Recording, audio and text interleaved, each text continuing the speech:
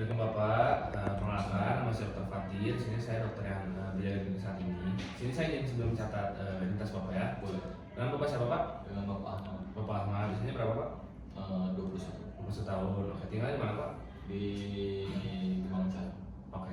Baik, di sini kita akan melakukan edukasi dan juga pencegahan dari penyakit diabetes mellitus. Di mana kita di sini akan belajar mengenai cara mengecek kadar glukosa dari darah Bapak. Di mana fungsinya ini untuk ada pencegahan dan juga memonitor dari kadar glukosa darah Bapak agar tetap normal seperti itu.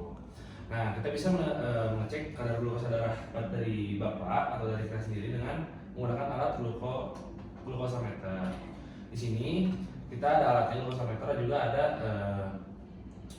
ada lancetnya juga di dalamnya. Nah, di sini pertama kita pasti harus cuci tangan terlebih dahulu dengan menggunakan WHO. Kemudian setelah itu kita bisa memilih jari yang akan diambil darahnya Pak. Di sini ada jari tengah, dari mana kemudian jari kelingking.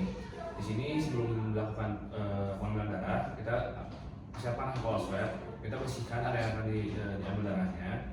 Apabila sudah, kita bisa memilih dari 1 sampai 5 ini. Ini tergantung dengan ketebalan dari kulit Bapak.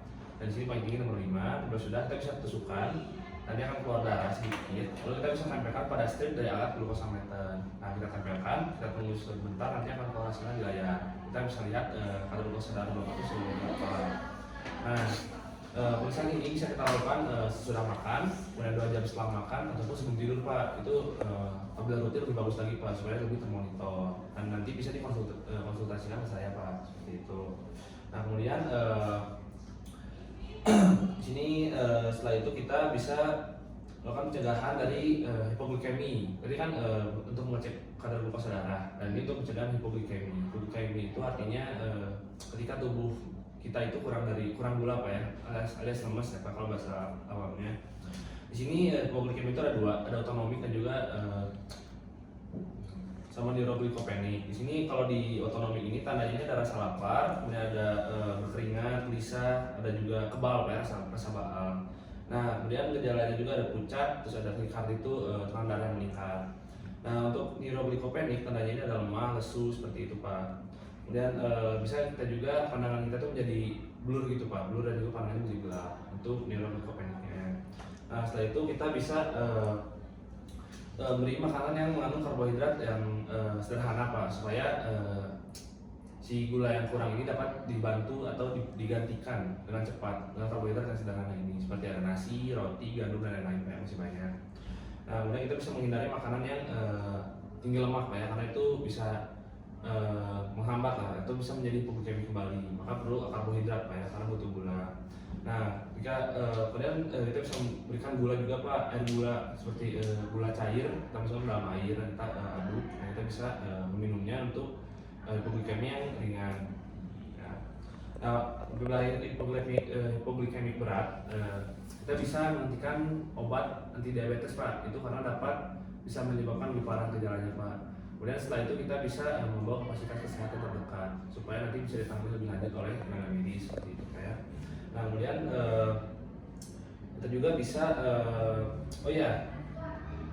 makan apa ya, gula ini sangat bergantung pada nutrisi. Maka dari itu di sini ada anjuran Pak ya, di sini ada gambar dari piring berbentuk huruf T. Di sini kita bisa lihat, di sini tuh setengah piringnya ini terdiri dari sayuran dan juga buah Pak. Bisa kita lihat, sayurannya ada macam-macam.